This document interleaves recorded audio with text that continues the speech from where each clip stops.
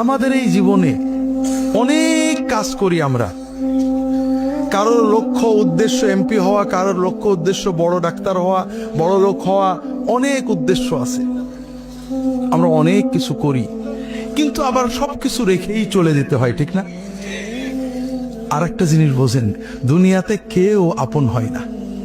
যে বউ আপন, 2 ঘন্টা আপন থাকেতে 4 ঘন্টা ঝগড়া করে, আছে না নেই? যে ছেলে আপন, সে 2 ঘন্টা কথা শুনে তো 4 ঘন্টা কথা শুনে না, ঠিক না ঠিক? যে ভাই আপন, সে ভাই 2 ঘন্টা আপন আর 2 ঘন্টা পর।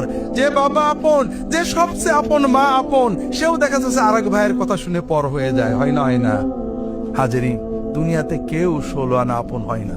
আমাদের এই জীবনটা পরকে আপন করার, মানুষকে খুশি করার জন্য একটা সংগ্রাম। ছোটবেলায় বাবা মাকে খুশি করার চেষ্টা করেছি, পারিনি, কত মারছে, ঠিক না বেঠি? বড় হয়ে বান্ধবীদের বন্ধুদের খুশি করার চেষ্টা করছি, থাকেনি, ঠিক না বেঠি? বিয়ে করে বউকে স্বামীকে খুশি করার চেষ্টা করেছি, 16 আনা কখনোই হয়নি, ঠিক না বেঠি? কর্মক্ষেত্রে, জীবনে, সব জায়গায় আমরা 12 আনা ব্যর্থ, যদি 4 আনা সফল হইও, ঠিক না বেঠি? একজনই আছেন যাকে আপন করলে তিনি কখনো পর হন না। তিনি কে? আল্লাহকে আপন করতে পারলে সব সময় আল্লাহকে সাথে পাবেন। যদি আল্লাহকে আপন করে নিতে পারেন, আপনার বিপদে আপদে কষ্টে দুঃখে সব সময় মনে হবে আল্লাহ আপনার সাথেই গেছে।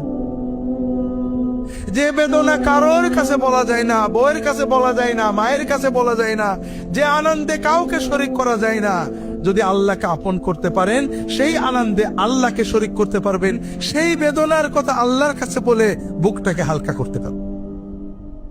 কথাকে বুঝতে পেরেছেন? কাজেই ভাইয়েরা, আসেন না সবাই নিয়ত করি যে এত সহজ কাজ আমরা নিয়ত করলাম, আল্লাহ আমার বাকি জীবন যতটুকু আছে, 1 দিন হোক আর 100 বছর হোক, আমি তোমার ওলি হওয়ার চেষ্টা করব। আল্লাহ তাআলা সকলের নিয়ত কবুল করে নিন, আমিন।